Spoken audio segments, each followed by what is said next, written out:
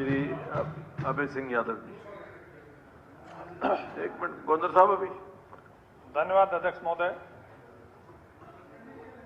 बत्रा जी ने अभी बड़े विस्तार से फाइनेंशियल पैरामीटर्स के बारे में, और बत्रा जी जिस तरीके से बता रहे थे वैसे ऐसे लग रहा था कि जैसे बत्रा जी सरकार के किसी भी काम से संतुष्ट हैं नहीं, किसी काम को वो मान ही नहीं रहे।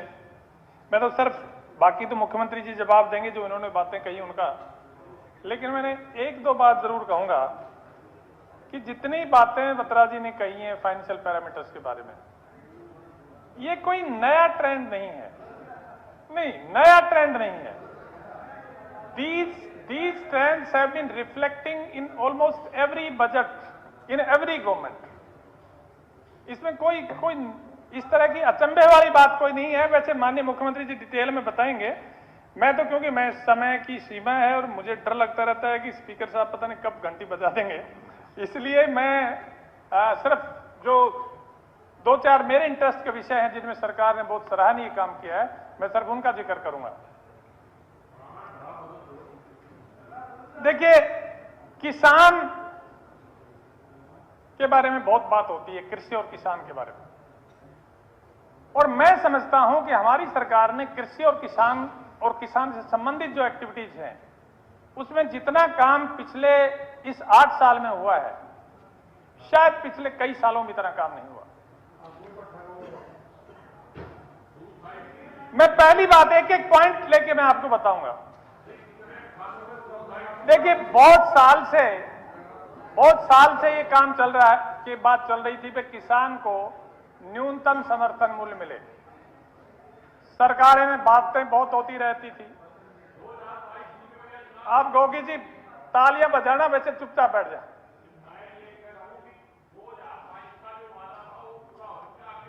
हाँ वो कर रहे, बैठ जाए, मैं बताऊंगा सारे किस तरह से कर रहे।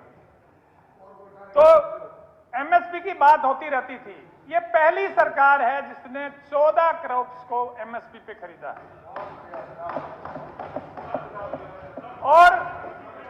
और एमएसपी, एक दूसरी बात और बताऊंगा, बाजरा भी बताऊंगा। बाजरे का भावांतर हर जगह मिल गया, सब किसानों के खाते में। अगर कोई नहीं पहुंचा है, अब आप बीच में कमेंट्री ना करो, बीच में कमेंट्री ना करो। बोलने दो उनको, मैं तो ये बता रहा हूं। जो भावांतर की बात कर रहे हैं, ये बताओ बाजरा हैफेड ने किस भाव खरीदा है? बताओ। देखिए क्या 1750 और उसका तय कर दिया 1900। बाजरा 1750 हैफेड ने खरीदा। मैं बता रहा हूं। बाजरा, पहली बात तो है कि हमारी सरकारी खरीद जो है वो जो नेफेड करता 25%, वो भी शुरू नहीं हुई है। जहां तक हैफेड के द्वारा खरीदे जाने की बात है, हैफेड अपना कमर्शियल परचेज करती है और कमर्शियल परचेज बाजार भाव पर हमेशा कर सकती है, लेकिन इसके बाद भी नेफेड ने जो है 5450, बाजरा नहीं, ये सरसों की बात कर रहा हूं। जहां तक बाजरा की बात है, जहां तक बाजरे की बात कर रहा हूं, जहां तक बाजरे की बात है, उन्होंने मैं बता रहा हूं ना, बाजरे की बता रहा हूं।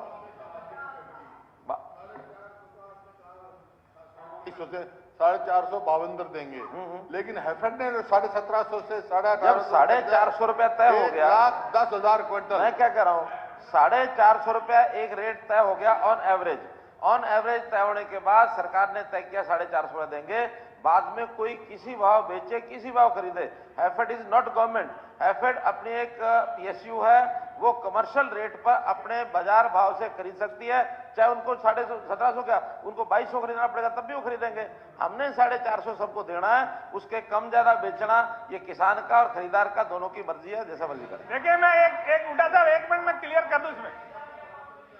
दिया भाई भावंतर कहां दिया? 1,10,000 क्विंटल, 1750 से 1850 प्रति क्विंटल बाजरा खरीदा गया। जिस भी आदमी ने भावंतर का मतलब ये होता है जो एमएसपी में और जो बिके उसका अंतर हो। भावंतर और क्या सर, सबका दिया, जिसका भी रजिस्ट्रेशन हुआ है।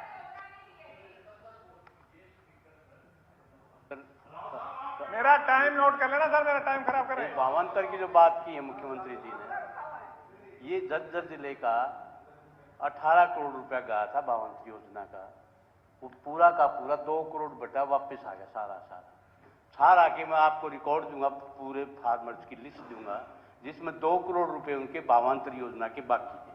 तो क्या मैं सवाल पूछना चाहता हूँ, क्या वो बाकी है वो दोगे आप? नहीं, वो जो बाकी है भावांतर योजना के वो दोगे क्या? नहीं, कैटेगोरिकली सवाल है। भावांतर का पैसा डायरेक्ट खाते में किसान के जाता है, झज्जर जिले में नहीं जाता। नहीं, जिले में नहीं जाता, मैं आपको किसान के खाते में जाता है। मैं जिनका बकाया आपको बता रहा हूँ, जिनका बकाया उनकी लिस्ट दूंगा आपको। मैं बताता हूँ, वो आप दोगे जो क्या? वेरीफाइड किसान है, मेरा सवाल ये, आप खाते में दोगे पैसा क्या दिया है? उनको? जिलों में पैसा नहीं दिया, सीधा किसान के खाते में पैसा किसान के खाते में झज्जर जिले में नहीं गया, वो गया था। आप को सीधा दिया है, सभी जगह दिया है। वहाँ जिलों में अगर जाता है, किसान जिलों से खाते में जाता किसान है। ने पीपीपी पे चढ़वा दिया तो उस पे नहीं, मैं आपको ये लिस्ट दे दूंगा। जो वेरीफाइड किसान है सबको दिया है हमने, और सीधा किसान के खाते में। मैं भावांतर योजना का बकाया है वो दूंगा। भावांतर योजना का जो वेरीफाइड, यार आप फालतू बात करते हो, झूठ बोलते हो आप। झूठ आप बोलते हो, आप झूठ बोलते हो, गलत बयानी कर रहे हो। सारी झूठ मैं कैसे झूठ बोलता हूँ? किसी किसान का पैसा नहीं रोक रखा हमने, सबका सीधा किसान खाते में गया। गलत बात नहीं क्यों कर रहे हैं जरा यार, उनको वो अपने हम सीधा किसान के खाते में देते हैं। आप बकाया कहाँ से है? अब दे दो, अगर डाटा दो, मैंने डाटा दो, आप डाटा दो, मैं दिलवाएंगे। मंत्री जी, अगर वेरीफाइड किसान कोई बकाया नहीं है। आपस में बात मत करिए, आपस के अंदर मत लड़िए। देखिए अध्यक्ष महोदय, माननीय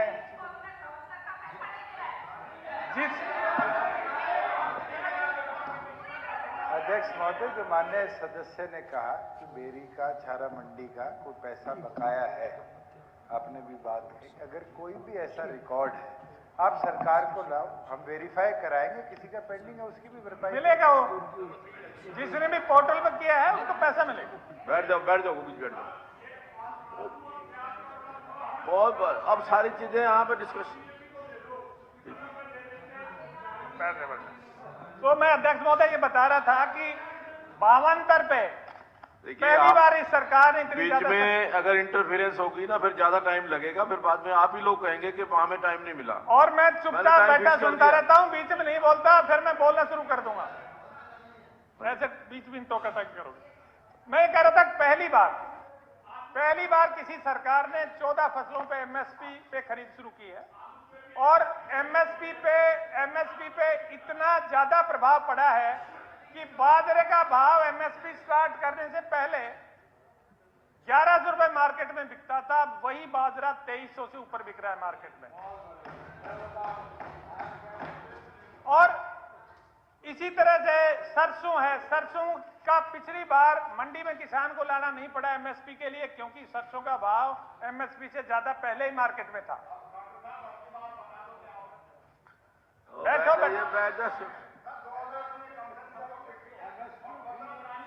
आप, सरकार खरीदेगी एमएसपी पे सारी सरसों खरीदेगी।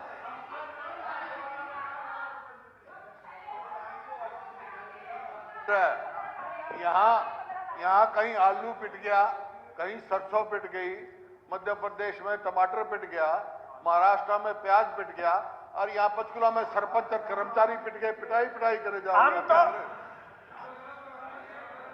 कागज मेरे पास आए हैं, 2 कागज मेरे पास आए हैं। मुझे लगता है या तो मेरे पास इस बात की ताकीद करने के लिए, सबूत देने के लिए क्या भावांतर मिल गया है, या कोई शिकायत है। देखिए, अरे भाई, विषय के डिस्पर्स हो गया, अकाउंट में नहीं गया, ये तो जान नहीं गया, वहां बताओ कि उनकी स्टेटमेंट लाओ। जब यहां से डिस्पर्स हो गया,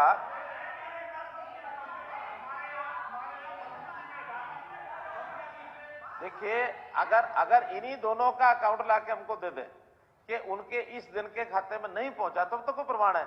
अगर ये प्रमाण है कि अनिल यादव सन ऑफ सूरज सिंह, उसका 3.769 एकड़ जमीन है, 13,574 रुपया स्टेटस है, पेमेंट सेंट। अब पेमेंट सेंट अगर यहां से हो गया है, वहां नहीं पहुंचा, उसका कोई डाटा लाके तभी तो हम इंस्पेक्शन करेंगे, इससे थोड़ी पता लगेगा। भाई, अगले का अकाउंट नंबर भी लिखा हुआ है। सुनिए, अकाउंट नंबर लिखा हुआ है, एक मिनट, अकाउंट का नंबर लिखा हुआ है। एक मिनट, अकाउंट का नंबर लिखा हुआ है, IFSC कोड लिखा हुआ है। अब इस अकाउंट की, इस डेट की बैंक की स्टेटमेंट लाके दे दो आप में कि वहां नहीं पहुंचा है, हम मान लेंगे। अब हमने तो इसमें लिखा है पेमेंट सेंट और अमाउंट लिखा है, बाजरा लिखा है, सब कुछ लिखा है, तो फिर इसे बाकी क्या रह गया? ये रिकॉर्ड की बात है, पिछले 2 साल में, बोलिए अभय जी, आप बोलिए। ये रिकॉर्ड की बात है, पिछले 2 साल में 45,000 करोड़ रुपए MSP के सरकार ने किसानों के खाते में भेजे हैं, रिकॉर्ड की बात है। और अभी भारत सरकार ने और माननीय मोदी जी के प्रयास से अंतर्राष्ट्रीय स्तर पर मोटा अनाज वर्ष इस बार घोषित किया है। सरकार ने मोटे अनाज के प्रमोशन के लिए 27 करोड़ रुपए इस बजट में रखे हैं, जिसमें मोटे अनाज की पैदावार को प्रोत्साहित किया जाएगा और उसके लिए बाजरा भी शामिल है और भी दूसरी फसलें भी शामिल है। प्राकृतिक खेती, अब आपको पता है कि केमिकल्स के बढ़ते यूज से कई तरह की कॉम्प्लिकेशंस पैदा हो रही हैं, बीमारियां हो रही हैं और जमीन भी खराब हो रही है, कई तरह की कॉम्प्लिकेशंस हैं। उसके लिए सरकार ने एक विशेष अभियान, विशेष योजना लागू की है। इस योजना के तहत 20,000 एकड़ जमीन को ऑर्गेनिक खेती के तहत लाने का लक्ष्य रखा गया है और इसमें 6,000 एकड़ में डेमोन्स्ट्रेशन फार्म्स बनाए जाएंगे, जिसे लोगों को प्रदर्शित किया जाएगा। और आप देखिए कि हरियाणा प्राकृतिक खेती का केंद्र बनने जा रहा है। गुरुकुल कुरुक्षेत्र से शुरू हुई ये मुहिम पूरे हरियाणा क्या पूरे राष्ट्र के लेवल पे, पूरे देश और प्रदेश में फैलेगी। हरी खाद को इसी तरह से, हरी खाद को प्रोत्साहित करने के लिए, ऑर्गेनिक खाद को प्रोत्साहित करने के लिए ढैंचा की खेती पर 720 रुपए प्रति एकड़ की प्रोत्साहन राशि सरकार ने घोषित की है। धान की सीधी बिजाई के लिए बहुत बड़ा एक क्षेत्र तय किया है, जिसे पानी की कम से कम खपत हो। पराली प्रबंधन के लिए प्रति एकड़ किसानों को 1,000 रुपए की प्रोत्साहन राशि का प्रावधान किया है और जो फर्म जो खरीदेंगे उनको 1,500 रुपए प्रति टन के सरकारी दर का नोटिफिकेशन की है। मूंग की खेती के लिए 1 लाख एकड़ का लक्ष्य रखा गया है। तो इस तरह से कृषि के लिए जितनी योजनाएं हमारी सरकार ने दी हैं, सारी नायाब हैं, लीक से हटकर हैं और ये योजनाएं आगे चलकर किसान की किस्मत बदलने वाली।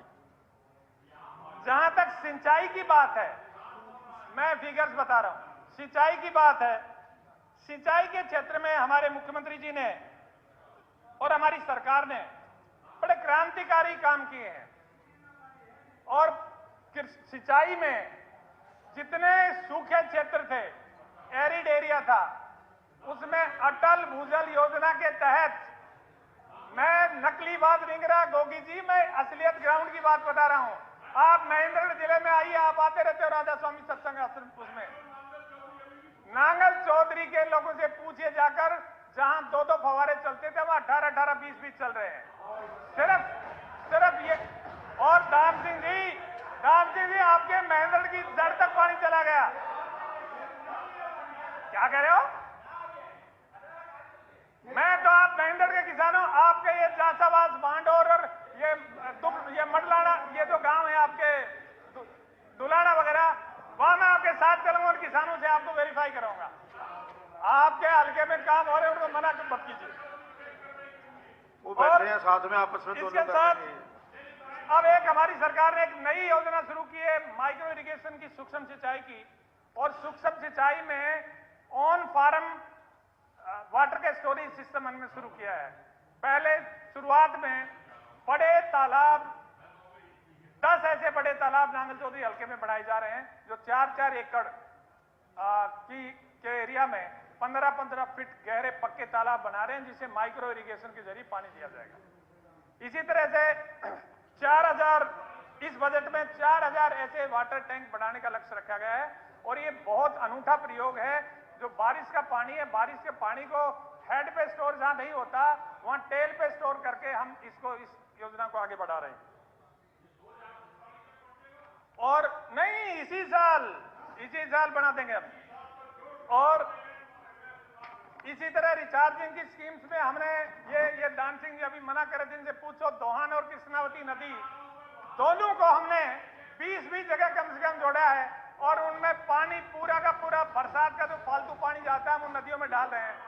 और पिछली बार इनके दान सिंह जी के हल्के में शिकायत आई कि जी बंद करो पानी को, महेंद्रगढ़ में कोई गौशाला, उस गौशाला में पानी भर गया। अब इस बार ट्रेंच खुदवाया मैंने। तो ये देखो बात ये, पार्टी ठीक है हमारी, आपकी अलग अलग है, जो काम हुआ है उसकी यहां भरते रहो बैठे बैठे। और इसी तरह से हमारी सारी नहरों का जीर्णोद्धार किया जा रहा है। ये जो पश्चिमी यमुना नहर है, इसकी कैपेसिटी बढ़ाने के लिए इसकी एक बड़ी योजना कैपेसिटी बढ़ाने की आज से 3 साल पहले शुरू की गई थी। मैं सिंचाई विभाग को मुबारकबाद देता हूं, उनको बधाई देता हूं कि उन्होंने इसकी बड़ी सफलतापूर्वक इस स्कीम को चालू कर रहे हैं और इसमें लगभग 300 का काम पूरा हो गया है। और ये काम पूरा होने से बरसात के टाइम लगभग 3000 क्यूसिक फालतू पानी हथनी कुंड से उठ के और सारे हरियाणा में बढ़ता हुआ नारनौल तक पहुंचेगा। और ये दान सिंह जी ना दिल से तो मुस्कुरा रहे हैं, इनको पता है सारा काम हुआ है, वैसे ही पार्टी के नाते कुछ खिलाफत कर रहे हैं। अच्छा, एक बहुत बड़ी एक माइक्रो